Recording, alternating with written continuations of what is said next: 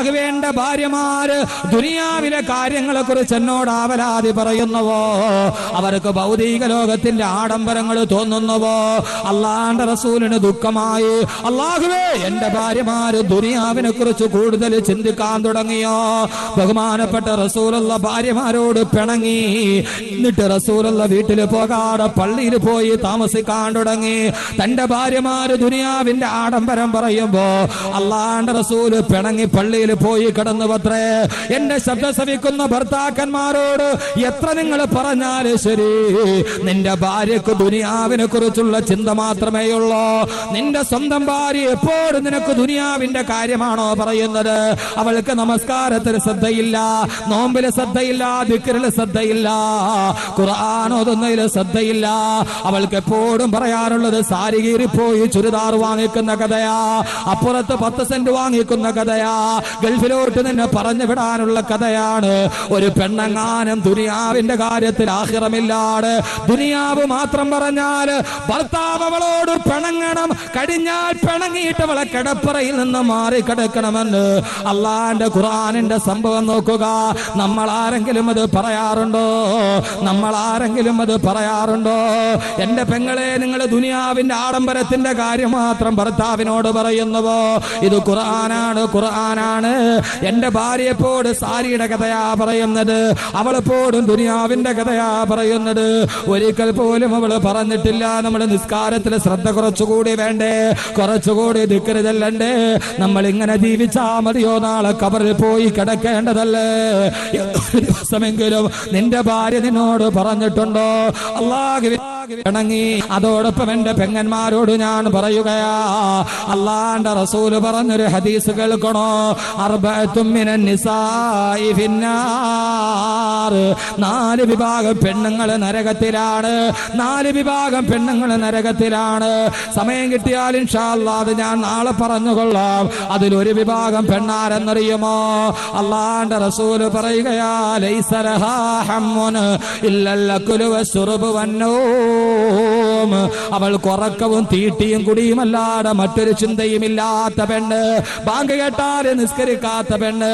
അവളുടെ ജോലി എന്താ? രാവിലെ മുതൽ അടുക്കളയുള്ള ജോലി ഒതുക്കിയിട്ട് ഉച്ചയാകുമ്പോൾ ളുഹർ നിസ്കരിക്കൂല, റിമോട്ടുമായി ടിവിയും കണ്ട് വൈകുന്നേരമായി കഴിയുമ്പോ സീരിയലിന് മുമ്പിലെത്തി എങ്ങനെയൊക്കെയോ കിടന്നുറങ്ങുന്ന പെണ്ണ്. അവളുടെ ആകെ ഒരേ ഒരു ചിന്ത എത്രയാ? തീറ്റയും കുടിയും ഉറക്കവും അല്ലാതെ മറ്റൊരു ജോലി അവൾക്കില്ല. അവള് നാളെ നരകത്തിലാണെന്ന് ആദരവായ നബി മുഹമ്മദ് റസൂലുള്ളാഹ്.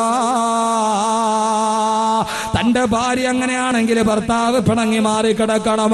റസൂലുള്ള പള്ളിയിൽ പോയി കിടന്നു, ഭാര്യമാരുടെ അടുക്കലോട്ട് പോകാറേയില്ല. ദിവസം 1 കടന്നു, 2 കടന്നു, 3 കഴിഞ്ഞു, ദിവസങ്ങൾ ആഴ്ചകളെ കടന്നുപോയി. റസൂലുള്ള ഭാര്യമാരോട് പിണങ്ങിയ കഥ നാട് മുഴുവനും അറിഞ്ഞു. അബൂബക്കർ റളിയല്ലാഹു അൻഹു കാണാമെന്നു, റസൂലുള്ള കാണാൻ അനുമതി കൊടുത്തില്ല. ഉമർ ഫാറൂഖ് കാണാമെന്നു അനുമതി കൊടുത്തില്ല. അലിയുൽ മുർത്തദ കാണാമെന്ന് അനുമതി കൊടുത്തില്ല. ബിലാൽ പോലും ചോദിച്ചു, ഞാനൊന്ന് വരട്ടെ നബിയെ, ഒരു സഹാബത്തിന് മുഖം കാണിക്കാട്.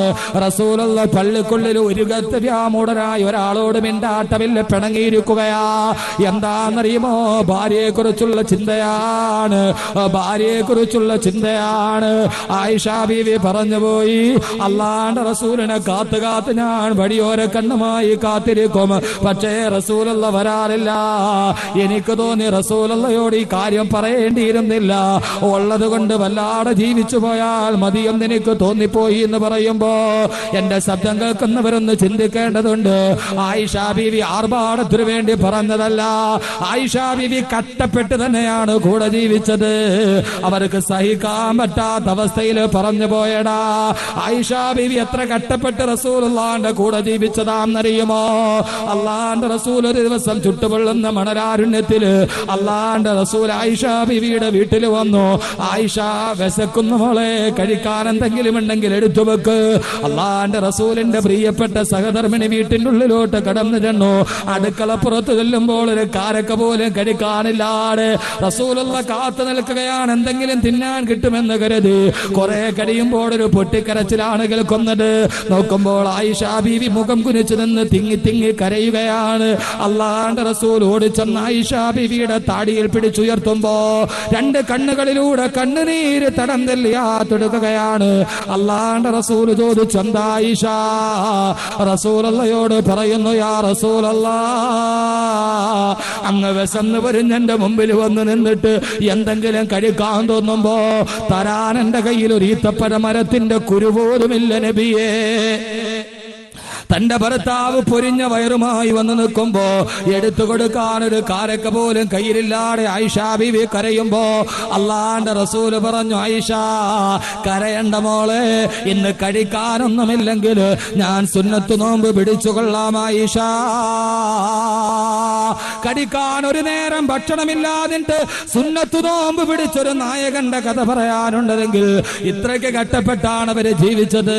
അള്ളാന്റെ റസൂലിന്റെ വഫാത്തിന് ശേഷം ബഹുമാനപ്പെട്ട ആയിഷ ബീവി റളിയല്ലാഹു അൻഹാ മസ്റൂഖ് റളിയല്ലാഹു അൻഹു വീട്ടിലെത്തി.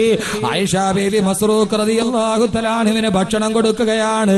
മസ്റൂഖ് റളിയല്ലാഹു അൻഹു ഭക്ഷണം കഴിക്കുമ്പോ ആയിഷ ബീവി റളിയല്ലാഹു തആല അൻഹയുടെ കണ്ണിലൂടെ കണ്ണുനീര് തടം തെല്ലിയാത്തൊടുക്കുന്നു. തന്റെ ഭർത്താവിന്റെ മരണശേഷം ആയിഷ ബീവി ഭക്ഷണം കൊടുക്കുകയാണ്. മസ്റൂഖിന് കണ്ണിലൂടെ കണ്ണുനീര് പ്രവഹിക്കുകയാണ്, ഒരു തൊടല് പോലെ. മസ്റൂഖ് ചോദിച്ചു, എന്തിനാ ഉമ്മുൽ മുഅ്മിനീൻ കരയുന്നത് എന്തിനാ? ആ സമയത്ത് ആയിഷ ബീവി കരഞ്ഞുകൊണ്ട് പറഞ്ഞത് എന്താന്നറിയുമോ പെങ്ങളെ? മസ്റൂഖ്, അൽഹംദുലില്ലാഹ്, അല്ലാഹു നമുക്ക് എത്രയോ അനുഗ്രഹം ചെയ്തിട്ടുണ്ട്. ഇന്ന് നമുക്ക് ധാരാളമായി കഴിക്കാനുള്ള ഭക്ഷണം നമ്മുടെ മുമ്പിലുണ്ട്. 10 പേര് വന്നാലും എടുത്തു വിളമ്പി കൊടുക്കാൻ ആയിഷയുടെ വീട്ടില് ഭക്ഷണമുണ്ട്. പക്ഷേ നീ ഇവിടെ ഇരുന്ന് ഭക്ഷണം കഴിക്കുമ്പോ ഞാൻ എന്റെ റസൂലുള്ളാഹിനെ ഓർത്തുപോയി. എന്റെ ഭർത്താവിനെ കുറിച്ചുള്ള ജീവിതം ഞാൻ ഓർത്തുപോയി. എന്റെ ഭർത്താവിന്റെ മുമ്പിൽ പൊരിഞ്ഞ വയറുമായി വന്നിട്ട് ഒരു കാരക്കയുടെ കീറെടുത്ത് കൊടുക്കാൻ എന്റെ വീട്ടിലുണ്ടായിരുന്നില്ല. ആ കാര്യം ഞാൻ ഓർത്തുപോയി. ഇന്ന് എത്രയോ സുഭിക്ഷതയാണ് നമുക്കെന്ന് പറഞ്ഞ ആയിഷ ബീവി പൊട്ടിക്കരഞ്ഞു പോയിട്ടുണ്ട്. അത്രയേറെ കട്ടപ്പാടിലും പട്ടിണിയിലും പരിവട്ടത്തിലും കഴിഞ്ഞ ബഹുമാനപ്പെട്ട ബീവി ആയിഷ റളിയല്ലാഹു തആല അൻഹ ആഡംബരത്തിന് വേണ്ടി പറഞ്ഞതല്ല, ആർഭാടത്തിന് വേണ്ടി ചോദിച്ചതല്ല, സഹിക്കാൻ കഴിയാതെ പറഞ്ഞു പോയതാണ്. റസൂലുള്ളാഹിയുടെ വിയോഗാനന്തരം ആയിഷ ബീവി കൂട്ടുകാരികളോട് സംസാരിച്ചു കൊണ്ടിരിക്കുകയാണ്. ആ സമയത്ത് ആയിഷ ബീവി പറഞ്ഞു, ഒരിക്കൽ വല്ലാത്ത സന്ധ്യാസമയം വെളിച്ചമില്ല, ഞാൻ തുന്നിക്കൊണ്ടിരിക്കുകയാണ് സൂചി കൊണ്ട്. ആ സൂചി എന്റെ വിരലിൽ തുളച്ചു കയറി, എന്റെ വിരലിലൂടെ രക്തം പ്രവഹിക്കാൻ തുടങ്ങി. ഞാൻ ഓടിച്ചെന്ന് റസൂലുള്ളാഹിയോട് ആവലാതി പറഞ്ഞപ്പോ അള്ളാന്റെ റസൂൽ ഇവിടുത്തെ ഉമിനീരെന്റെ മുറിവിൽ തൊട്ടു തന്നപ്പോ എന്റെ മുറിവ് മുഴുവനും ഭേദമായി പോയി. ഇത് കേട്ട കൂട്ടുകാരി വെറുതെ ചോദിച്ചവത്രേ, ആയിഷ ഇരുട്ട് നേരത്ത് നോക്കിയത് കൊണ്ടല്ലേ കയ്യിൽ സൂചി കയറിയത്? നിനക്ക് ആ സമയത്തൊന്ന് വിളക്ക് കത്തിച്ചിട്ട് നോക്കിക്കൂടായിരുന്നോ? ഓ സമയത്ത് ആയിഷ ബീവി പറഞ്ഞ മറുപടി എന്തെന്നറിയുമോ സഹോദരങ്ങളെ? ആയിഷ ബീവി പറയുകയാണ്, എന്താ ചോദിച്ചത്? വിളക്ക് കത്തിച്ചിട്ട് നോക്കുവാനോ? ഞങ്ങളുടെ വീട്ടിൽ ആ സമയത്ത് വിളക്ക് കത്തിക്കാനുള്ള മണ്ണ ഉണ്ടായിരുന്നെങ്കിൽ അത് കുടിച്ചിട്ട് ഞങ്ങളുടെ ദാഹം തീർക്കുമായിരുന്നു. വിളക്ക് കത്തിക്കാൻ എണ്ണ പോയിട്ട് കുടിക്കാനുള്ള പച്ചവെള്ളം പോലും വീട്ടിലില്ലാത്ത അവസ്ഥ. രാത്രിയിൽ വിളക്ക് കത്തിക്കാൻ എണ്ണയില്ലാതെ ഇരുട്ടത്തിരുന്ന് ജീവിച്ച ഒരു ഭാര്യയും ഭർത്താവും അല്ലാഹു നമ്മളെ അങ്ങനെ ആക്കട്ടെ. സന്തോഷത്തിലും സന്താപത്തിലും ഉള്ളപ്പോഴും ഇല്ലാത്തപ്പോഴും ഇല്ലായ്മകളുടെയും വല്ലായ്മകളുടെയും നടുവിൽ കൈപിടിച്ച് ജീവിതത്തിലോട്ട് കടന്നു വരുമ്പോ ഭർത്താവിന്റെ എല്ലാ ഇല്ലായ്മകളിലും ഓരം പറ്റി ചേർന്ന് നടന്ന ബഹുമാനപ്പെട്ട ബീവി ആയിഷ റളിയല്ലാഹു തആല അൻഹ, ബീവി ആയിഷ റളിയല്ലാഹു തആല അൻഹ ഇല്ലായ്മ കൊണ്ട് ചോദിച്ചു പോയതാണ്. ആയിഷ ബീവി പറഞ്ഞു, റസൂലുള്ളാഹിയോട് ചോദിക്കണ്ട എന്ന് ഞങ്ങൾക്ക് തോന്നിപ്പോയി. റസൂലുള്ള ദുഃഖത്തോടെ പള്ളിയിലിരിക്കുമ്പോ അതാ റസൂലുള്ളാഹിയുടെ നെറ്റിത്തടത്തിൽ വിയർപ്പ് കണങ്ങൾ ഒരുമിച്ച് കൂടാൻ തുടങ്ങി. അതാ ദിവ്യബോധനത്തിന്റെ വെളിപാടുമായി റൂഹുൽ അമീൻ മലക്ക് ജിബ്രീൽ അലൈഹിസ്സലാത്തു വസ്സലാം ആഗതനാവുകയാണ്. അല്ലാഹുവിന്റെ പ്രവാചകനോട് സൂറത്തുൽ അഹ്സാബിന്റെ ആയത്തിറങ്ങി, നബിയേ, ഓ നബിയേ പറഞ്ഞു കൊടുക്ക് നബിയേ, യാ അയ്യുഹൻ നബിയു കുല്ലി അസ്വാജിക വബനാതിക വനിസാഇൽ മുഅ്മിനീൻ യാ അയ്യുഹൻ നബിയ്യു ഖുൽ ലിഅസ്വാജിക് ഇൻ കുന്തുന്ന തുരിദിനൽ ഹയാത്തദ് ദുനിയാ വസീനതഹാ ഫതആലൈന ഉമത്തിഉകുന്ന വഉസർരിഹുകുന്ന സറാഹൻ ജമീലാ. ഓ നബിയേ, അങ്ങയുടെ ഭാര്യമാരോട് പറഞ്ഞു കൊടുക്കൂ, ഇൻകുന്തുന്ന തുരിദിനൽ ഹയാത്തദ് ദുനിയാ വസീനതഹാ, ഈ ദുനിയാവും അതിന്റെ ആഡംബരവുമാണോ അവർക്ക് വേണ്ടത്? ഈ ഭൂമിയിൽ എങ്ങനെയെങ്കിലും ജീവിച്ചൊടുങ്ങിയാ മതിയോ? ഫതആലൈന, പെണ്ണുങ്ങളോട് വരാൻ പറയും നബിയേ, ആയിഷയോട് വരാൻ പറയും നബിയേ, ഉമ്മു സലമയോട് വരാൻ പറയും നബിയേ, സൈനബിനോട് വരാൻ പറയും നബിയേ. അവരെ മാന്യമായിട്ട് അങ്ങ് ഒഴിവാക്കി വിട്ടേരെ നബിയേ, അവരിഷ്ടമുള്ളതുപോലെ ദുനിയാവിൽ ജീവിച്ചോട്ടെ. അള്ളാഹുവിനെ വിളിക്ക് നബിയാ പെണ്ണുങ്ങളെ, ആയിഷയോടും സൈനബിനോടൊക്കെ വരാൻ പറ, അവരെ ഒഴിവാക്കി വിട്ടേരെ, അവരെങ്ങനെയെങ്കിലും ദുനിയാവിന് വേണ്ടി ജീവിച്ചോട്ടെ. അതല്ല, ദുനിയാവല്ല, അതിന്റെ ആഡംബരമല്ല, പിന്നെ എന്ത് വേണം? വൈൻ കുന്തുന്ന തുരിദിന അല്ലാഹ വറസൂല വദാറൽ ആഖിറ, അല്ലാഹനെയും അവന്റെ പ്രവാചകനെയും വദാറൽ ആഖിറ, നാളെ സ്വർഗത്തിലൊരു ഭവനവുമാണ് അവർക്ക് വേണ്ടതെങ്കിൽ അവരോട് പറയും നബിയേ, അല്ലാഹുവിന്റെ ത്യാഗത്തിന് പകരം കൊടുക്കുമെന്ന് പറയും നബിയേ. അള്ളാന്റെ പ്രവാചകനായ ഇറങ്ങേണ്ട താമസം റസൂലുള്ള പള്ളിയിൽ നിന്ന് വീട്ടിലോട്ട് നടക്കുകയാണ്. ആയിഷ ബീവി റസൂലുള്ളാന്റെ നിഴൽ വെളിച്ചം കാണുമ്പോ ആയിഷ ബീവി ഓടി വന്ന് റസൂലുള്ളാനെ കെട്ടിപ്പിടിച്ചു പറയുന്നു, ഓ നബിയേ, അള്ളാന്റെ റസൂലേ, പിണങ്ങിയോ നബിയേ? ഓടി വന്ന് കയ്യിൽ പിടിച്ചു ഭാര്യ പറയുമ്പോ റസൂലുള്ള ദേശത്തോട് പറഞ്ഞു, മാറി നിൽക്ക ആയിഷ, ആയിഷ മാറി നിൽക്ക ആയിഷ. പേടിയോടെ ആയിഷ ബീവി മാറി നിന്നു. അള്ളാന്റെ റസൂൽ വന്ന് ഖുർആനിൽ അള്ളാഹു 2 ആയത്ത് പറഞ്ഞിട്ടുണ്ട്, ഇഷ്ടമുള്ളത് തിരഞ്ഞെടുത്തുക, ദുനിയാവും അതിന്റെ ആഡംബരവും തരാം, അതല്ലെങ്കിലോ അള്ളാഹുവിനെയും സ്വർഗവും തരാം. ഏതാ വേണ്ടതെന്ന് പറയാ ആയിഷ. ആയിഷ ബീവി റസൂലുള്ളാഹിയുടെ മുഖത്തേക്ക് ഭീതിയോടെ നോക്കി. അള്ളാന്റെ പ്രവാചകൻ, ആയിഷ, ബുദ്ധിമുട്ടാണെങ്കിൽ നീ വീട്ടിൽ പോയി നിന്റെ ഉപ്പയോടും ഉമ്മയോടും ഒക്കെ ആലോചിച്ചിട്ട് വന്നിട്ട് പറഞ്ഞാ മതി, സ്വർഗം വേണോ ദുനിയാവ് വേണോ? ഇത് കേൾക്കേണ്ട താമസം പെങ്ങളെ ആയിഷ ബീവി എന്ത് ചെയ്തെന്നറിയോ?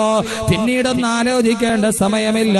അള്ളാന്റെ റസൂലിന്റെ കയ്യിൽ കെട്ടിപ്പിടിച്ചു പറഞ്ഞു, യാ റസൂലല്ലാ, എന്താ നബിയെ പറയുന്നത്? സ്വർഗത്തിന്റെ കാര്യത്തിൽ ആലോചന വേണോ? എന്റെ ഉപ്പയോടും ചോദിക്കണ്ട, ഉമ്മയോടും ചോദിക്കണ്ട, സഹോദരങ്ങളോടും ചോദിക്കണ്ട, എനിക്ക് സ്വർഗം മതി നബിയേ, എല്ലാ കട്ടപ്പാടും ഞാൻ സഹിച്ചുകൊള്ളാം നബിയേ. ആയിഷ ബീവി റസൂലുള്ളാഹിന്റെ കയ്യിൽ കെട്ടിപ്പിടിച്ചിട്ട് പറഞ്ഞു, നബിയേ, എല്ലാ കട്ടപ്പാടും ഞാൻ സഹിച്ചോളാം, എനിക്ക് സ്വർഗം മതി. അവർക്ക് സ്വർഗം മതി, നമുക്കോ അള്ളാഹു നമ്മളെ സ്വർഗാവകാശികളിൽ പെടുത്തുമാറാകട്ടെ. അള്ളാഹു സ്വർഗാവകാശികളിൽ പെടുത്തുമാറാകട്ടെ. സഹോദരിമാരെ സ്വർഗാവകാശികളിൽ പെടുത്തണം. എന്ത് ചെയ്യണം? അള്ള പറഞ്ഞു ചെയ്യണം, എന്നാലേ അള്ള സ്വർഗത്തിൽ പോവുള്ളൂ. അള്ള ചെയ്യാൻ പറഞ്ഞ് ചെയ്യണം, അള്ള ചെയ്യരുത് എന്ന് പറഞ്ഞ് ചെയ്യാൻ പാടില്ല. സ്വർഗത്തിൽ പോകാൻ സഹോദരിമാർക്ക് സഹോദരങ്ങൾക്കും പോകാം. അപ്പൊ അള്ള ചെയ്യാൻ പറഞ്ഞത് ചെയ്യണം, അള്ള ചെയ്യരുത് എന്ന് പറഞ്ഞ് ചെയ്യാവരുത്. അള്ള എന്താ ചെയ്യരുതെന്ന് പറഞ്ഞത്? ഖുർആൻ ഒരു 6 കാര്യം പറയുന്നുണ്ട്. 6 കാര്യം പറയുമ്പോ നമ്മുടെ ഇന്നത്തെ വിഷയം തീരും. ബാക്കി ഇൻഷാ അല്ലാഹ് നാളെ. ഖുർആനിലെ രാത്രി പറയാൻ സമയം കിട്ടുമെന്ന് എനിക്ക് അറിഞ്ഞുകൂടാ. നാളെ ഖുർആനിലെ സ്ത്രീ തീർന്നാ ഖുർആനിലെ രാത്രി, ഇല്ലെങ്കിൽ നാളെ ഖുർആനിലെ സ്ത്രീ.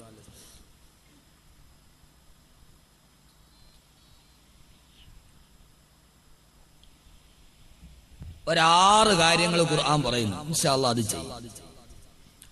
സഹോദരങ്ങൾ, നിങ്ങളുടെ ഭാര്യമാരെ കൊണ്ട് ചെയ്യാൻ വേണ്ടി ശ്രമിപ്പിക്കും, ചെയ്യിക്കാൻ വേണ്ടി ശ്രമിപ്പിക്കും. ഇൻഷാ അല്ലാഹ് ചെയ്യൂലേ? മുസ്ലിയാർ ഇടി കിട്ടണ പരിപാടിയാണല്ലോ പറയുന്നത്. BP ഉണ്ട് ആരെങ്കിലും? BP ഉള്ളവരുണ്ട്? BP എന്ന് പറഞ്ഞാൽ എന്തുവാ? ഭാര്യയെ പേടിയുണ്ടാകുന്നു.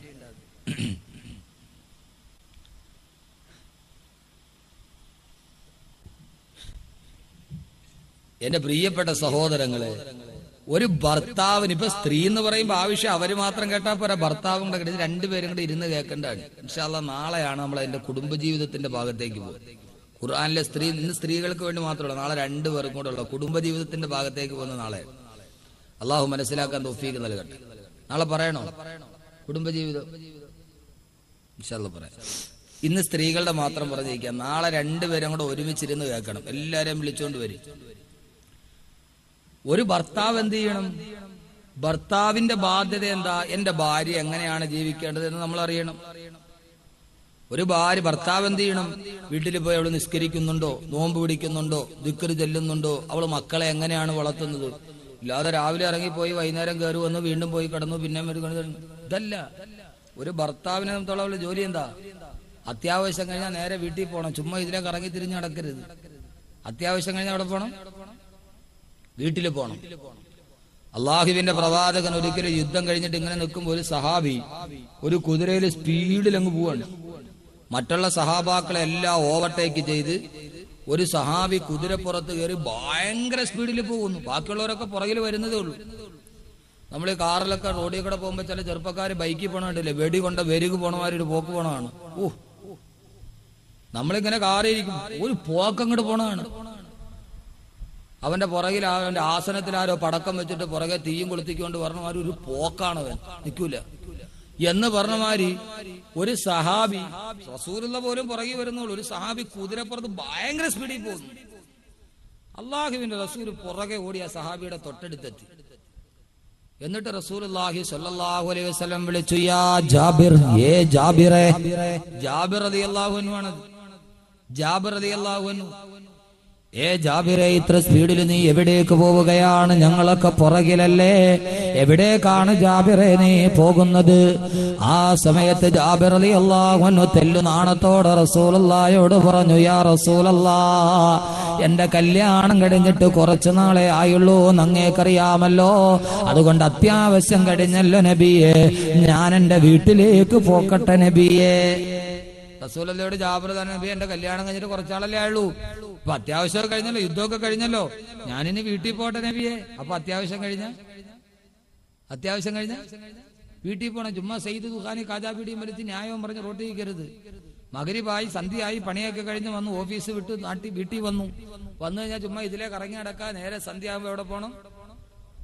സന്ധ്യ ആകുമ്പോൾ വീട്ടിൽ പോകണം, മഗ്‌രിബാകുമ്പോൾ വീട്ടിൽ എത്തണം. പെണ്ണുങ്ങളൊക്കെ മുസ്ലിയാരെ വാത് പറയിപ്പിച്ച് രണ്ട് സീരിയൽ കാണാൻ അത് സമ്മതിക്കൂല. അങ്ങേര് 6 മണിക്ക് വീട്ടിൽ കയറി വന്നാൽ ഇപ്പൊ അത് കാണാൻ പറ്റൂ. സന്ധ്യയാകുമ്പോൾ അത്യാവശ്യം കഴിഞ്ഞാൽ ഒരു ഭർത്താവ് വീട്ടിലെത്തണം. എന്നിട്ട് തന്റെ ഭാര്യ മഗ്‌രിബ് നിസ്കരിച്ചോ, വീട്ടിൽ മക്കള് ഖുർആൻ ഓതുന്നോ, ഇതൊക്കെ ശ്രദ്ധിക്കാതെ എന്റെ പ്രിയപ്പെട്ട സഹോദരങ്ങളെ, നിങ്ങളുടെ കുടുംബം നന്നാവില്ല. കേരള വനിതാ കമ്മീഷന്റെ റിപ്പോർട്ട് പ്രകാരം കേരളത്തിൽ 85% വീടുകളിലും ദാമ്പത്യ ബന്ധം തകർച്ചയിലാണ്. എന്ന് പറഞ്ഞാൽ ഒരു നാട്ടിൽ 100 വീടുണ്ടെങ്കിൽ 15 വീട്ടിലെ സമാധാനമുള്ളൂ, 85 വീട്ടിലും പ്രശ്നമാണ്.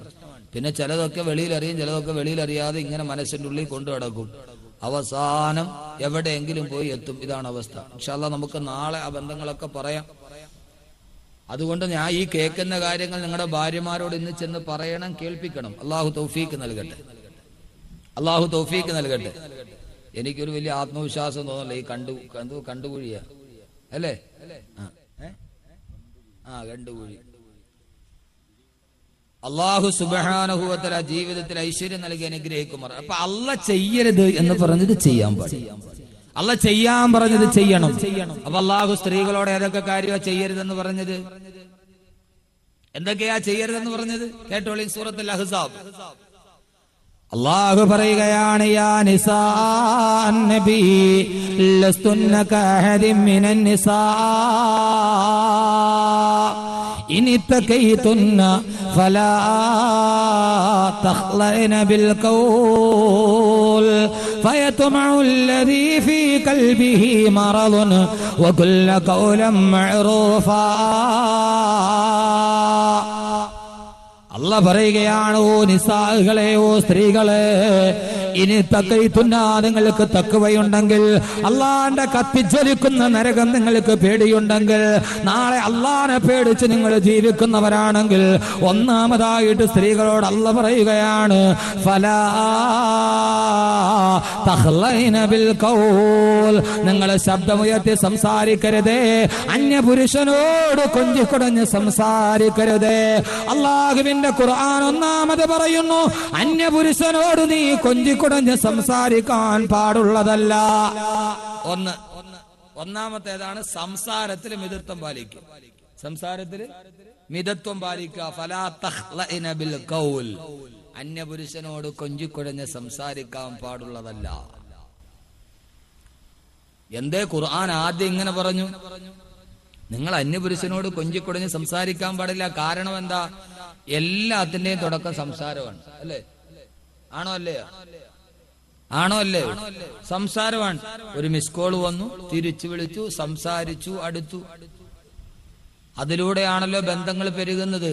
അള്ളാഹുവിന്റെ ഖുർആൻ ആദ്യം പറഞ്ഞത് എന്താണെന്നറിയാവോ? സംസാരം ഉണ്ടാവാൻ പാടില്ല.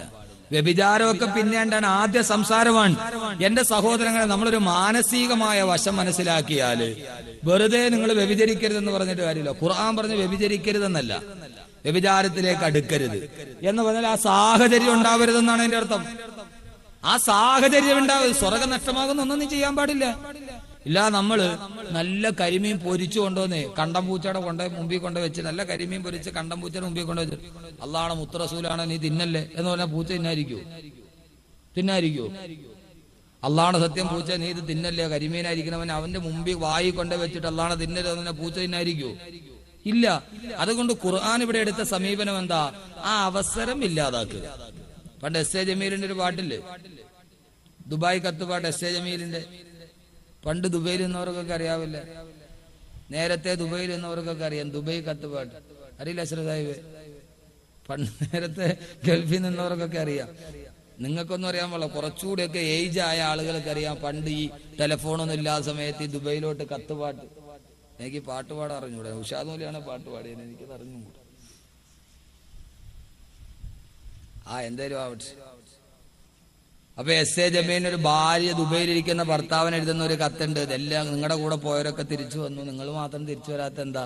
ഞാൻ ഇവിടെ ഇങ്ങനെ വഴിക്കണ്ണുമായിട്ട് നോക്കിയിരിക്കുകയാണ്. ഞാനൊരു പെണ്ണാണ്, എനിക്ക് പിടിച്ചിരിക്കാൻ പറ്റൂല, ഞാൻ പെണ്ണാണെന്നുള്ള കാര്യം ഓർക്കണമെന്നൊക്കെ ഒരു പാട്ടുണ്ടല്ലേ.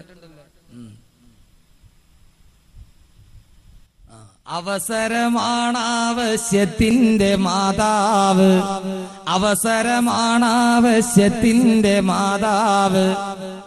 അവസരമാണ് ആവശ്യത്തിന്റെ മാതാവ്. അവസരം ഉണ്ടാകുമ്പോഴാണ് ആവശ്യങ്ങൾ ഉണ്ടാകുന്നത്. അവസരം ഉണ്ടാക്കാൻ പാടില്ല.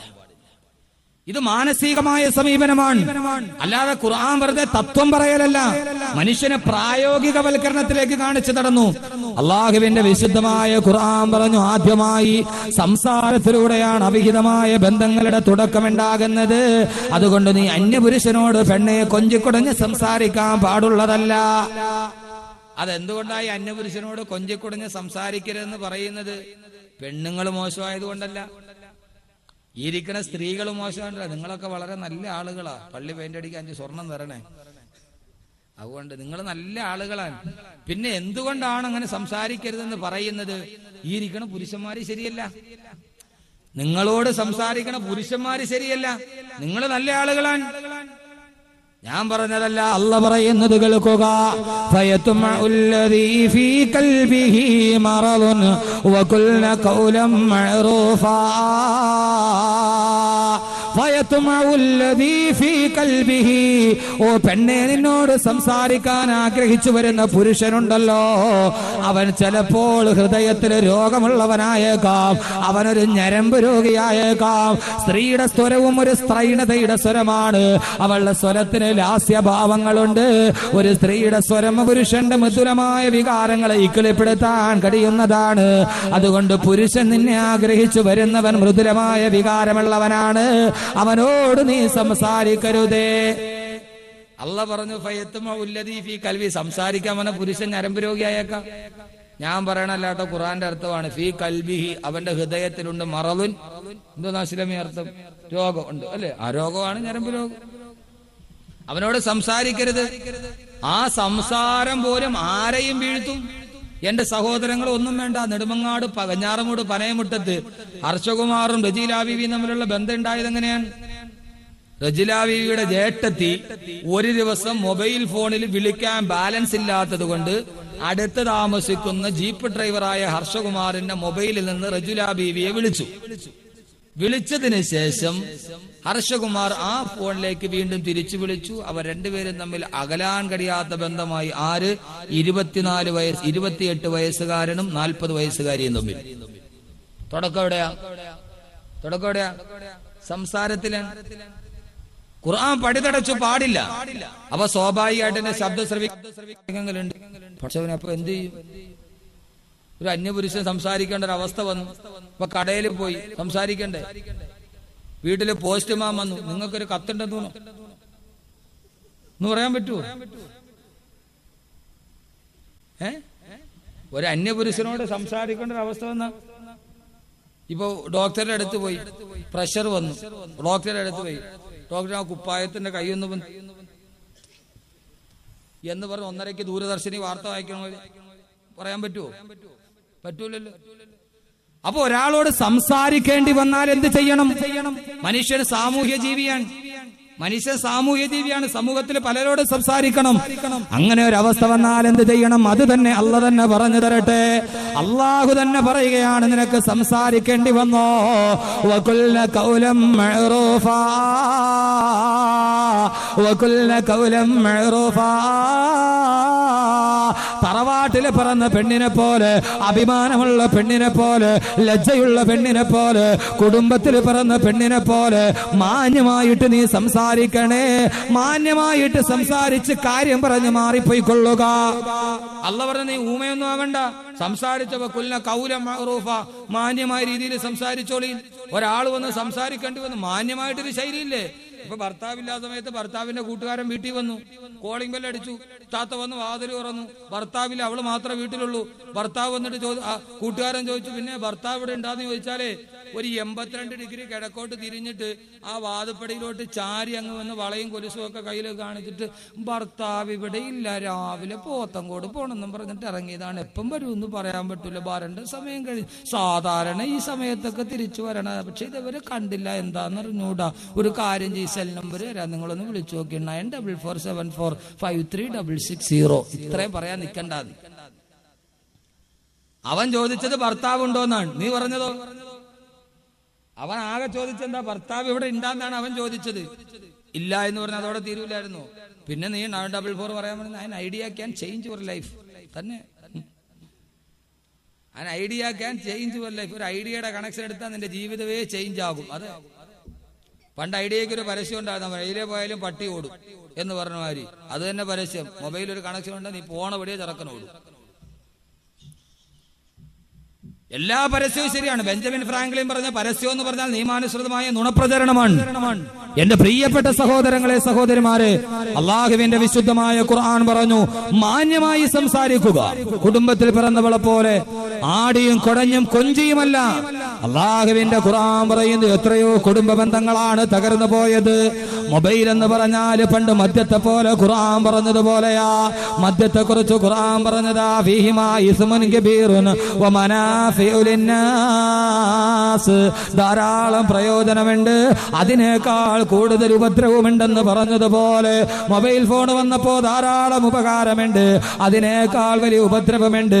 പാവപ്പെട്ട പ്രവാസി മലയാളി ഗൾഫിൽ പോയിട്ട് ചുട്ടുപിടുത്ത മണലാരണ്യത്തിൽ കട്ടപ്പെട്ടിട്ട് 5 വർഷം കഴിയുമ്പോ ഭാര്യയും മക്കളുമായി കാണാൻ വേണ്ടി ആഗ്രഹത്തോടെ വരുമ്പോ എത്രയോ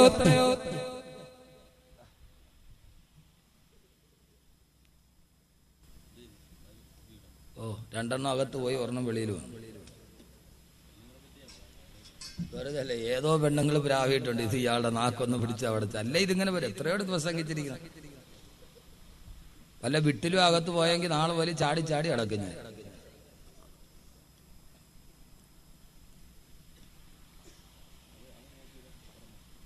അതുകൊണ്ട് കുഴപ്പമില്ല. ഏതോ സ്ത്രീകൾ ബദരീങ്ങളുടെ പേര് യാസീനോ, ഇങ്ങേരെ ഒന്ന് നിർത്തിയാൽ മതിയായിരുന്നു പടച്ചോൻ. ഇനി ഇതെല്ലാം കേട്ടിട്ട് അങ്ങേര് നാളെ വിളിക്കാതിരുന്ന എന്ത് ചെയ്യും? എന്നും വിളിക്കുന്ന ആളെ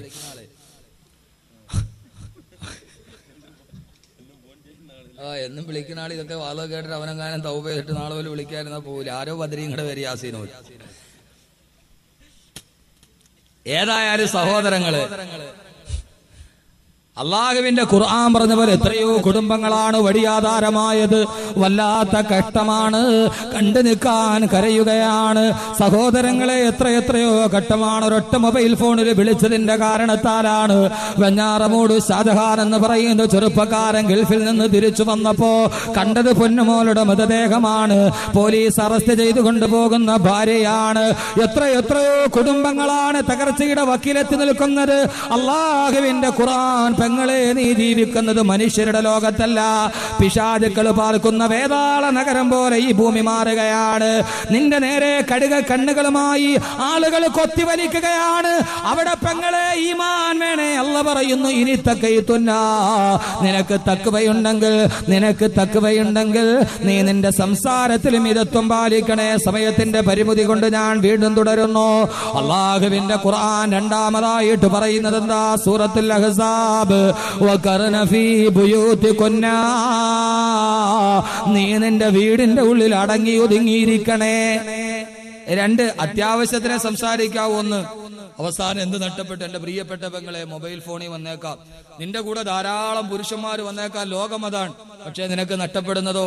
വെഞ്ഞാറമൂട് റജുലാ ബീവി കാമുകനുമായി രാസലീലകൾ ആടാൻ വേണ്ടി കണ്ടു നിന്ന മകളെ പോലും ജനൽ കമ്പിയിൽ കെട്ടിത്തൂക്കി കൊന്നുകളഞ്ഞു. സ്വന്തം ഭർത്താവിനെ പോലും വഞ്ചിച്ചു കളഞ്ഞു. അവസാനം എന്തു പറ്റി? കാമുകൻ ആത്മഹത്യ ചെയ്തു, ഭർത്താവ് ഉപേക്ഷിച്ചു, പോലീസ് അറസ്റ്റ് ചെയ്തു, മകള് മരിച്ചും പോയി. എന്തായി? പണ്ട് ഉത്സവപ്പറമ്പിൽ മുച്ചീട്ട് കളിക്കുമ്പോ, മറ്റേ പകിട കളിക്കുമ്പോ ആളുകൾ വിളിച്ചു പറയും, വെയ് രാജാവേ, 1 വെച്ചാ 2, 2 വെച്ചാ 10, പാലി അടിച്ചാ കമ്പനിക്ക്, പോലീസ് പിടിച്ചാ പെടലിക്ക്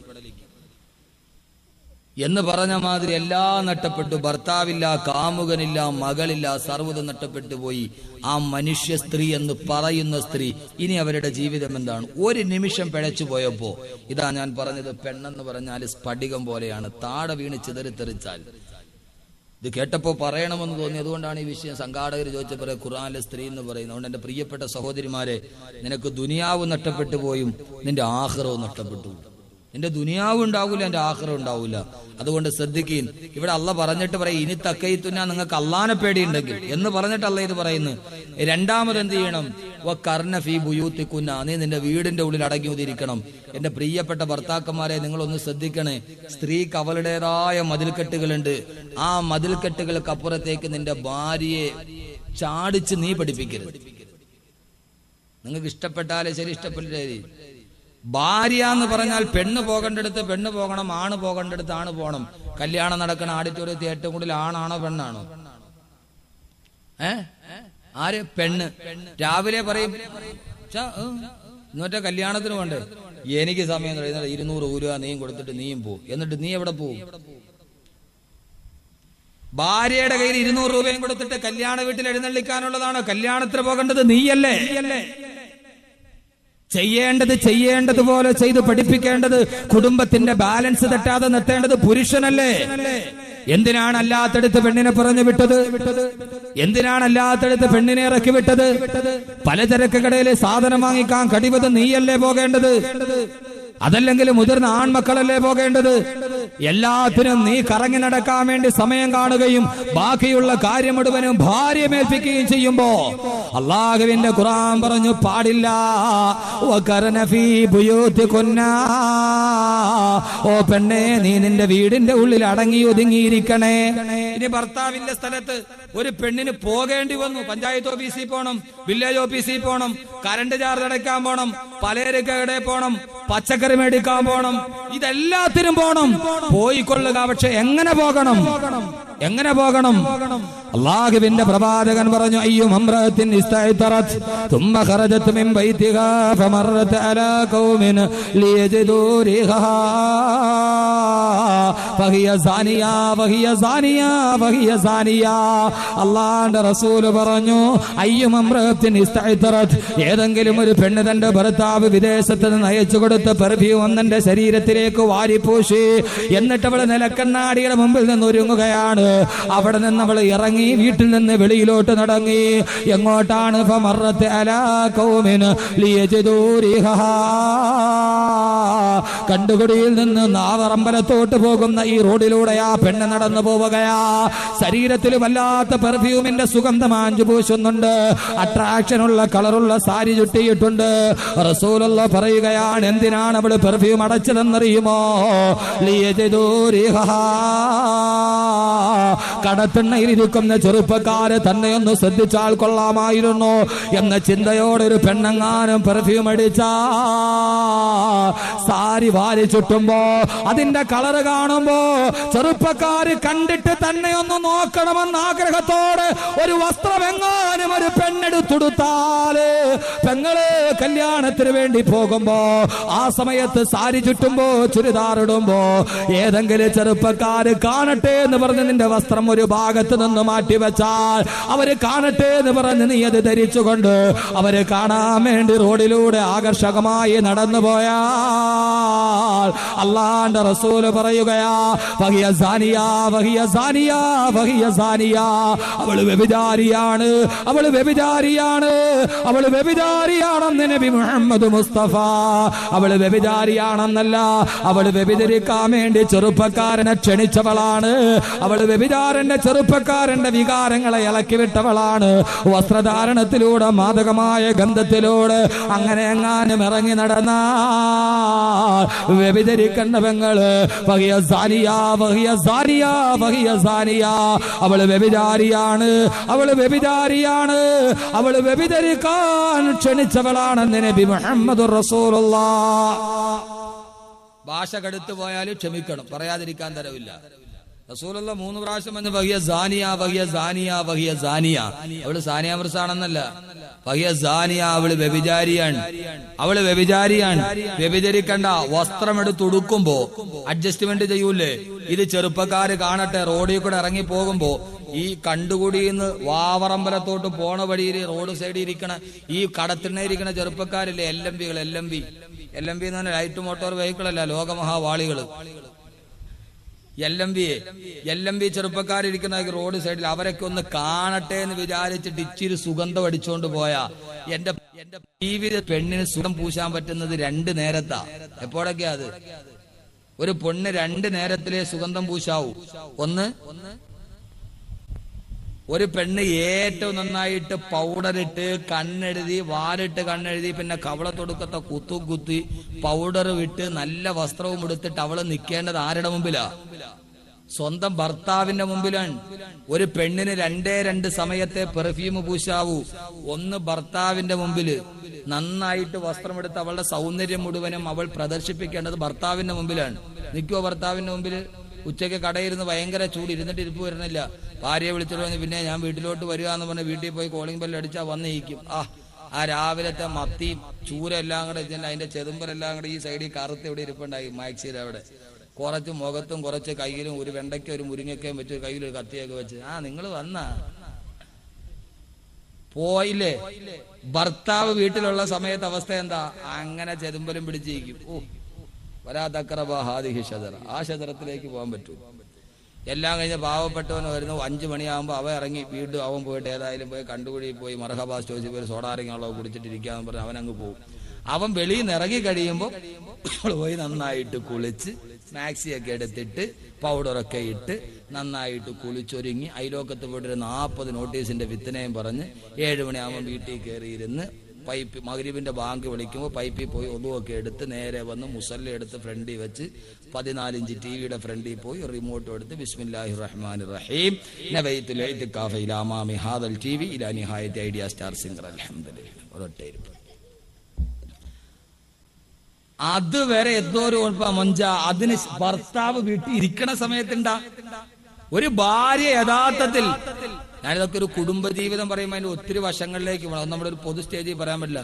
എന്ന് പറഞ്ഞാൽ നിന്റെ ഭർത്താവ് വേറൊന്നിനെ കുറിച്ച് ആഗ്രഹിക്കാതെ ആ ഭർത്താവിനെ തനിക്ക് അള്ളാഹു തന്ന സൗന്ദര്യം കൊണ്ട് കാത്തു സൂക്ഷിക്കേണ്ടത് ഭാര്യയുടെ ചുമതലയാണ്. അള്ളാഹു കാര്യങ്ങൾ മനസ്സിലാക്കാൻ തൗഫീക്ക് നൽകട്ടെ.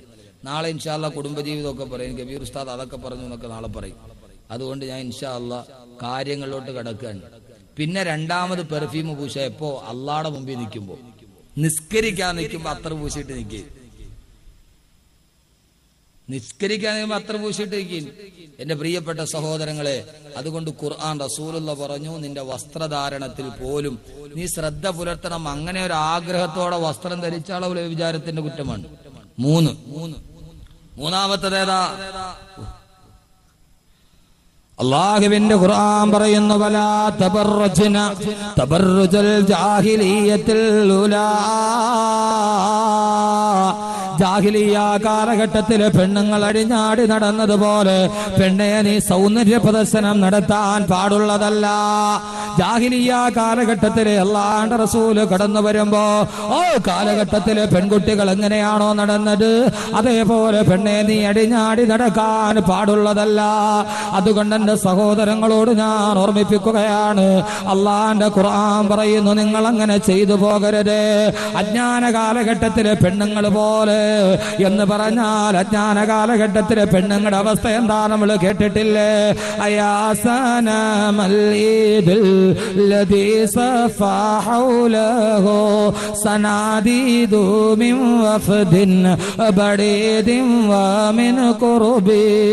പെരുന്നാളിന് ദിനം തന്നിൽ തകർനാടും ബിംബമേ, തകർനാടും ബിംബമേ.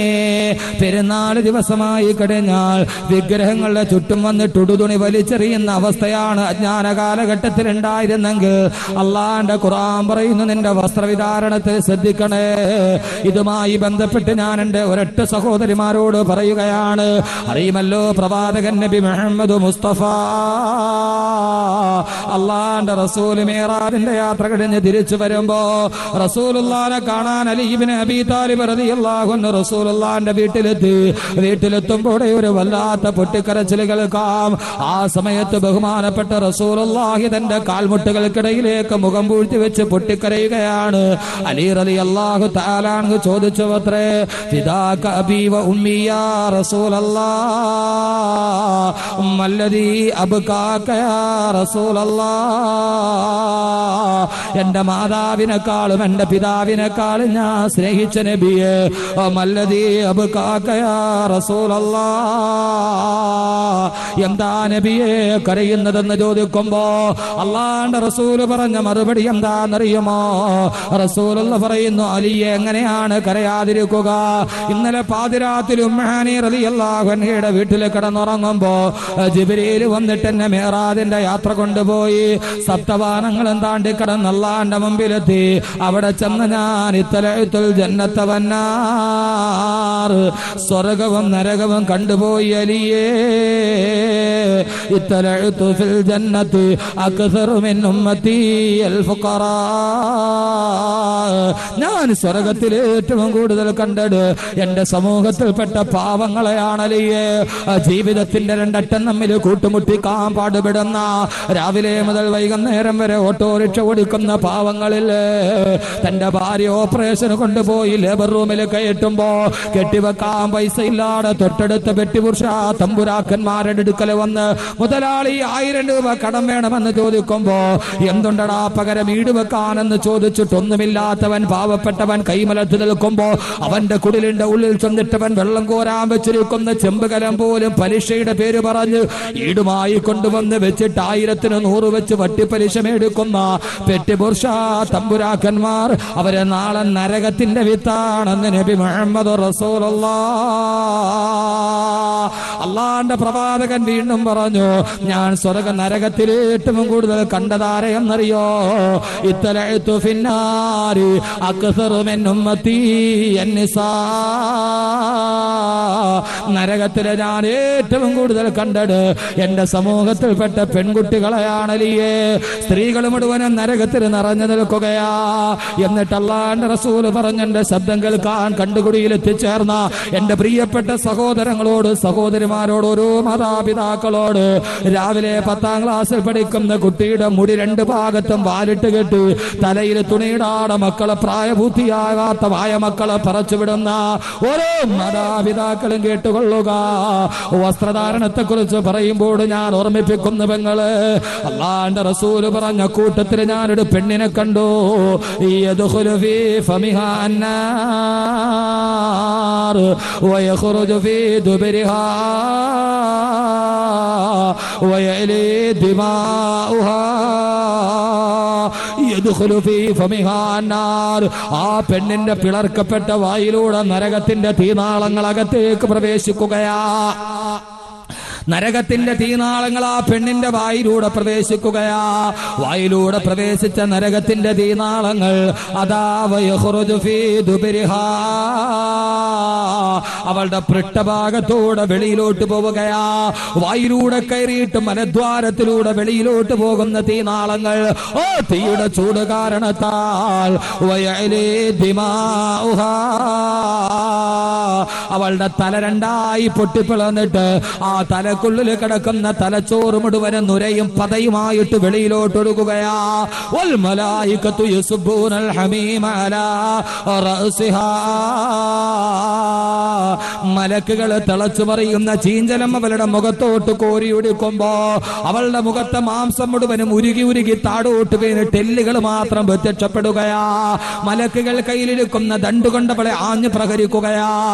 റസൂലുള്ള പറഞ്ഞു, എനിക്ക് കണ്ടു നിൽക്കാൻ കഴിഞ്ഞില്ല. വായിലൂടെ കയറിയ തീനാളങ്ങൾ പൃഷ്ഠഭാഗത്തൂടെ വെളിയിലോട്ട് പോകുമ്പോ റസൂലുള്ള ചോദിച്ചു, ജിബ്രീല് എന്ത് തെറ്റ് ചെയ്തിട്ടാ ഈ പെണ്ണിനെ ഇത്രയേറെ ശിക്ഷിക്കുന്നതെന്ന് ചോദിക്കുമ്പോ ഖുർആനിലെ സ്ത്രീയുടെ ആദ്യ ഭാഗം മാത്രം ഞാൻ പറയുമ്പോൾ ഓർത്തുകൊണ്ടിന്ന് തിരിച്ചു പോകണേ. ആ റസൂലുള്ളയോട് ജിബ്രീല് പറയുന്ന, നബിയേ, ആ പെണ്ണ് ചെയ്ത തെറ്റെന്താന്നറിയുമോ? എന്ത് തെറ്റാ ചെയ്തേ? പെണ്ണുങ്ങയാ തെന്ന് ചെയ്തു പോയത്. അവള് വ്യഭിചരിച്ച പെണ്ണല്ല, അവള് മോഷ്ടിച്ച പെണ്ണുമല്ല, അവള് പലിശ മേടിച്ച പെണ്ണുമല്ല. പിന്നെ ആ പെണ്ണ് ചെയ്ത ഒരേ ഒരു തെറ്റെന്താന്നറിയുമോ? റസൂലുള്ളയോട് ജിബ്രീൽ പറയുകയാണ്, നബിയേ, അല്ലതീ ലാ തസ്തുറു ശഅറഹാ. എന്റെ ശബ്ദം ശ്രവിക്കുന്ന ഓരോ പെങ്ങന്മാരോർത്തുകൊള്ളണേ, നബിയേ, ആ പെണ്ണ് ചെയ്ത തെറ്റെന്താന്നറിയുമോ? അല്ലതീ ലാ തസ്തുറു ശഅറഹാ. ഈ ഭൂമിയിൽ ജീവിച്ചിരിക്കുമ്പോ തലമറക്കാത്ത പെണ്ണാണ് നബിയെ, തലമറക്കാത്ത പെണ്ണാണ്, തലമറക്കാത്ത പെണ്ണാ. ഏ പെണ്ണെ, കേവലം തലമറക്കാത്ത പെണ്ണിന്റെ അവസ്ഥ ഇതാണെങ്കിൽ ബാക്കി ഞാൻ നിങ്ങളോട് പറയേണ്ട കാര്യമുണ്ടോ? അന്യപുരുഷനോട് കൊഞ്ചിക്കുടഞ്ഞ് സംസാരിക്കുന്ന, വെളിയിലൂടെ മനുഷ്യനെ മയക്കുന്ന രീതിയിൽ പുറത്തിറങ്ങി നടക്കുന്ന, സൗന്ദര്യം മുഴുവനും മേനിൽ കാട്ടി നടക്കുന്ന പെങ്ങള്, കൂടുതൽ ഞാൻ പറയണ്ടല്ലോ. നരകത്തിന്റെ തീ നിനക്ക് സഹിക്കാൻ പറ്റുമോ? എന്താ നരകത്തിന്റെ തീ എന്താന്ന് നിനക്കറിയുമോ പെങ്ങള്? 100 ഡിഗ്രി സെൽഷ്യസിലാണ് വെള്ളം തിളക്കുന്നത്. ആ വെള്ളം തിളക്കുന്നത് 100 ഡിഗ്രി സെൽഷ്യസിലാണെങ്കിൽ ഞാനെന്ന് ചോദിക്കട്ടെ, നരകത്തിന്റെ ചൂടെന്താന്നറിയുമോ? അള്ളാന്റെ ഖുർആൻ തന്നെ പറയുന്നുണ്ട്, വഖൂദുഹന്നാസു വൽ ഹിജാറ, വഖൂദുഹന്നാസു വൽ ഹിജാറ. നാളെ നരകത്തിൽ വിറകിന് പകരം അള്ളാഹു ഉപയോഗിക്കുന്നത് കല്ലുകളയാ. വിറകിന് പകരം നമ്മൾ വിറകിന് തീ കൊടുക്കുന്നത് പോലെ കല്ലിലാണ് നരകത്തിന് തീ കൊടുക്കുക. മക്കളെ, നരകത്തിൽ കല്ലിന് തീ കൊടുക്കണമെങ്കിൽ ഞാനെന്ന് ചോദിക്കട്ടെ, ഈ കിടക്കുന്ന കരിങ്കല്ല് ഇവിടെ ഏതെങ്കിലും തീയിൽ വെച്ചിട്ട് നിങ്ങൾക്ക് പൊടിച്ചു തരാമോ? ഈ കല്ലിലൊന്ന് തീ പിടിച്ചിട്ട് തരാമോ? കാരണം ദുനിയാവിലെ തീ കൊണ്ട് കല്ലിന് തീ പിടിക്കില്ല. കല്ലിന് തീ പിടിക്കണമെങ്കിൽ, പ്ലാറ്റിനത്തിന് തീ പിടിക്കണമെങ്കിൽ 900 ഡിഗ്രി സെൽഷ്യസ് വേണം. സ്വർണത്തിന് തീ പിടിക്കണമെങ്കിൽ 800 ഡിഗ്രി സെൽഷ്യസ് വേണം. പക്ഷേ കല്ലിന് തീ പിടിക്കണമെങ്കിൽ 1.5 ലക്ഷം കോടി സെൽഷ്യസിലെ കല്ലിന് തീ പിടിക്കൂ. ഇല്ല, 1.5 ലക്ഷം ഡിഗ്രി സെൽഷ്യസിലെ കല്ലിന് തീ പിടിക്കൂ എങ്കിൽ ആ കല്ലാണ് നരകത്തിലെ വിറക് കൊള്ളിയെങ്കിൽ എന്റെ പെങ്ങളെ സഹിക്കാൻ കഴിയോ? 100 ഡിഗ്രി സെൽഷ്യസിലെ പറയുന്ന ഒരു വെള്ളം നീ ഒന്ന് തൊടാൻ പറ്റാതെ ആ വെള്ളം തിളയ്ക്കുന്ന പാത്രത്തിന്റെ വക്കിലൊന്ന് പിടിക്കാ, ഒരു തുണിയെടുത്തിട്ട് 8ആയിട്ട് മടക്കിയിട്ട് സൂക്ഷ്മതയോടെ പിടിക്കുന്ന പെങ്ങളെ, നീ ഏറ്റവും കൂടുതൽ തീ കൈകാര്യം ചെയ്യുന്നവളല്ലേ? നരകത്തിലെ തീ എന്ന് പറഞ്ഞാൽ റസൂലുള്ള പറഞ്ഞു, ഈ ദുനിയാവിലെ തീയുടെ 70 ഇരട്ടി കാഠിന്യമാണ് നരകത്തിലെ തീക്ക്. വല്ലാതെ കാഠിന്യമുള്ള ഇരുമ്പ് പോലും ഭസ്മമാക്കി താഴേക്ക് വീടുന്ന തീയാ നമ്മുടെ തീയെങ്കിൽ അതിനേക്കാൾ 70 ഇരട്ടി വലിപ്പമുള്ള ശക്തിയുള്ള തീയിലേക്ക് നിന്റെ ശരീരം അങ്ങ് വെച്ചു കൊടുക്കുമ്പോ, തലമറക്കാത്ത പെണ്ണിന് നാളെ സ്വർഗ നരകത്തിലെ ഏറ്റവും കൂടുതൽ പെണ്ണുങ്ങളാണെന്ന് ആദരവായ പ്രവാചകൻ നബി മുഹമ്മദ് റസൂലുള്ളാഹ്. അതുകൊണ്ട് ഈ ദുനിയാവിൽ നിനക്ക് ആർഭാടത്തോടെ നടക്കണോ, അതല്ല നാളെ സ്വർഗത്തിലെത്തണോ? എന്റെ സഹോദരങ്ങളെ, പുരുഷ ഗസരികളെ, നാളെ നരകത്തിലെത്തണോ? നാളെ നരകത്തിന്റെ തീ പടർന്ന് കയറണോ? അള്ളാഹുവിന്റെ ഖുർആൻ പറഞ്ഞത് എന്താണെന്നറിയോ? നരകത്തിന്റെ തീയില് നരകത്തിൽ കുടിക്കാനൊരു വെള്ളം തരും. വയുസ്കൗന മിർ റഹീഖിൻ മഖ്തൂം. നരകമെന്ന് കേട്ടുകൊള്ളുക ഒരൽപ്പനേരം. അള്ളാഹു നരകത്തിൽ കുടിക്കാൻ തരുന്ന വെള്ളം എന്താണെന്നറിയുമോ? ഫസാരിബൂന അലൈഹി മിനൽ ഹമീം. തിളച്ചുമറിയുന്ന ഹമീം എന്ന് പറയുന്ന ചീഞ്ചല അത് കുടിക്കാൻ വേണ്ടി മുഖത്തോട്ടടിപ്പിക്കുമ്പോ അതിന്റെ ചൂട് കാരണത്താൽ കുടിക്കാൻ കഴിയാതെ പിടയുമ്പോ ദാഹകാരണത്താല് നരകവാസികളെ ഹമീം കുടിച്ചു പോകും. കുടിക്കുന്ന സമയത്ത് അവരുടെ വയറ്റിലേക്ക് ഹമീം എന്ന് പറയുന്ന തിളച്ചുമറിയുന്ന ചീഞ്ചലം ഇറങ്ങുമ്പോ അവരവർ ശരീരത്തിനകത്തുള്ള വൻകുടലും മറ്റടക്കമുള്ള സർവ്വതും കത്തിക്കരിഞ്ഞ് അള്ളാന്റെ ഖുർആൻ പറയുന്നു, കൽ മുഹിലി യഗ്ലീ ഫിൽ ബുതൂൻ. അവന്റെ ശരീരത്തിന്റെ ഉള്ളിലുള്ള കൊടല് മുഴുവന് കരിഞ്ഞ് ചാമ്പലായി. കൽമുഹിലി, എണ്ണക്കീടം പോലെ അവന്റെ 2 കാലുകളുടെ ഇടയിൽ മലദ്വാരത്തിലൂടെ വെളിയിലോട്ടിറങ്ങും. ടാർ ഉരുകി ഒലിക്കുന്ന ടാറ് താഴേക്ക് വീഴുന്നത് പോലെ അത് ടാറ് പോലെ ഒലിച്ചവന്റെ കൊടല് ഒലിച്ച് താഴേക്ക് ഇറങ്ങുമെന്ന് അള്ളാന്റെ വിശുദ്ധ ഖുർആൻ. സഹിക്കാൻ കഴിയോ സഹോദരങ്ങള്? അതുകൊണ്ട് ഞാൻ ചോദിക്കുന്നു, ഫമാ അസ്ബറഹും അലന്നാർ. അള്ളാന്റെ നരകത്തെ തൊട്ട് ക്ഷമിക്കാൻ കഴിയോ? അതുകൊണ്ട് ഇൻഷാ അല്ലാഹ് ബാക്കി ഒരു കാര്യം കൂടി പറയുന്നതിന് മുമ്പ് ഈ പ്രൗഢഗംഭീരമായ സദസ്സില് വിനീതനായ അഹമ്മദ് കബീർ ബാക്കവിയുടെ പ്രഭാഷണം കേൾക്കാൻ താല്പര്യത്തോടെ എത്തിയ തിങ്ങി നിറഞ്ഞ എന്റെ പുരുഷാരത്തോട് ഞാനൊരൊറ്റ കാര്യം ചോദിക്കട്ടെ. ജീവിക്കുമ്പോൾ സ്വർഗത്തിന് വേണ്ടി ജീവിക്കണം. പെങ്ങളെ, നിങ്ങളും സ്വർഗത്തിന് വേണ്ടി ജീവിക്കണം. സഹോദരങ്ങളെ, നമുക്ക് സ്വർഗത്തിന് വേണ്ടി ജീവിക്കണം. സ്വർഗമായിരിക്കണം നമ്മുടെ ജീവിതത്തിൽ വേണ്ടത്. അറിയുമല്ലോ ബഹുമാനപ്പെട്ട സയ്യിദുനാ ഉസ്മാൻ ബിൻ അഫ്ഫാൻ റളിയല്ലാഹു തആല അൻഹു. ആരാ ഉസ്മാൻ ബിൻ അഫ്ഫാൻ റളിയല്ലാഹു തആല അൻഹു? അല്ലാഹുവിന്റെ പ്രവാചകന്റെ പ്രിയപ്പെട്ട ഉത്തരാധികാരിയാണ്. ലികുല്ലി നബിയ്യിൻ റഫീഖും ബിൽ ജന്ന വറഫീഖി ഫിഹാ ഉസ്മാൻ ബിൻ അഫ്ഫാൻ. എല്ലാ പ്രവാചകന്മാർക്കും സ്വർഗത്തിലൊരു കൂട്ടുകാരനുണ്ട്. എനിക്കും സ്വർഗത്തിലൊരു കൂട്ടുകാരനുണ്ട്. എന്റെ സ്വർഗത്തിന്റെ കൂട്ടുകാരൻ ആരെന്നറിയുമോ? വറഫീഖി ഫിഹാ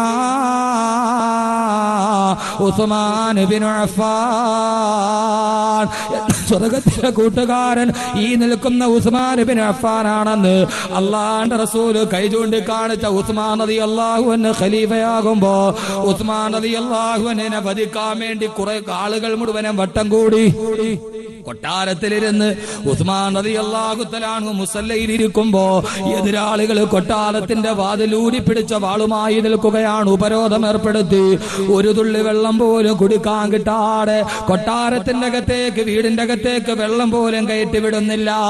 ഉസ്മാൻ റളിയല്ലാഹു തആല അൻഹുവും ഭാര്യയും മക്കളും ദിവസങ്ങളോളമായി പട്ടിണിയിലാണ്.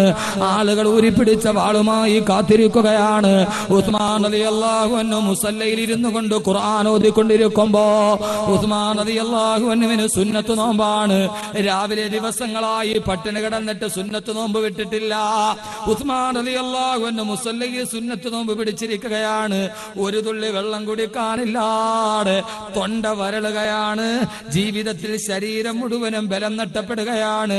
ഉസ്മാൻ റളിയല്ലാഹു അൻഹു സുന്നത്ത് നോമ്പ് പിടിച്ച് അവസാനം അസർ നിസ്കാരം കഴിഞ്ഞ് അതേ മുസല്ലയിൽ കിടന്ന് തളർന്നുറങ്ങിപ്പോയി പട്ടിണി കാരണത്താൽ. സാധാരണ നോമ്പ് പിടിച്ചാൽ ഏറ്റവും കൂടുതൽ ക്ഷീണം അസർ കഴിയുമ്പോഴാണ്. ആ ഉറക്കത്തിൽ മയങ്ങിക്കിടക്കുമ്പോ നോമ്പ് തുറക്കാൻ ഒരു തുള്ളി പച്ചവെള്ളം വീട്ടിലില്ല. എല്ലാ ശത്രുക്കളും മുഴുവനും ഊരിപ്പിടിച്ച വാളുമായി നിൽക്കുകയാണ്. ഉസ്മാൻ റളിയല്ലാഹു തആല അൻഹു അസർ കഴിഞ്ഞ മുസല്ലയിൽ കിടന്ന് മയങ്ങിപ്പോയി. ആ മയക്കത്തിൽ ഉസ്മാൻ റളിയല്ലാഹു അൻഹു സ്വപ്നം കാണുകയാണ്.